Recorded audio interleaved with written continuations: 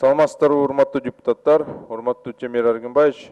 Мен көз азиз балдардын билими боюнча айта кетсем, бизде эки интернат атайын бар Бишкекте, Ошто. Ошол жерде 331 бала окушат.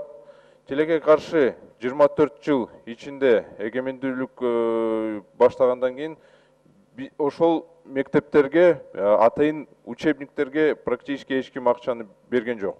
Ушул эле жылда урматтуу президент Алмазбек Шашенович, урматтуу төрага Асылбек Шарипович фондунан акчаны берип, биз атайын ушундай кыргыз адабият, кыргыз тили деген мындай учебниктерди чыгардык да.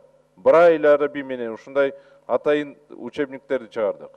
Тилекке каршы арендага алам десең, арендага ала албайсың, себеби ушундай учебниктерди таба албайсың. Алам десең, базарда ушундай учебниктер жок.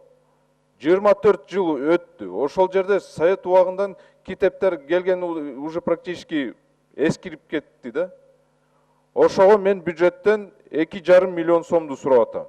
Он полностью уже жаңыртыш керек да.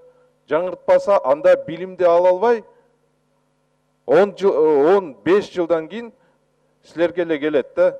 Же кайрычы болуп калат ошол балдар. Чтобы у вас время не ушло, мен Аскарбек Алимбаевичке микрофон бериңиздер. Как раз комитетте бул маселени караган. Аскарбек Алимбаевич. Рахмат.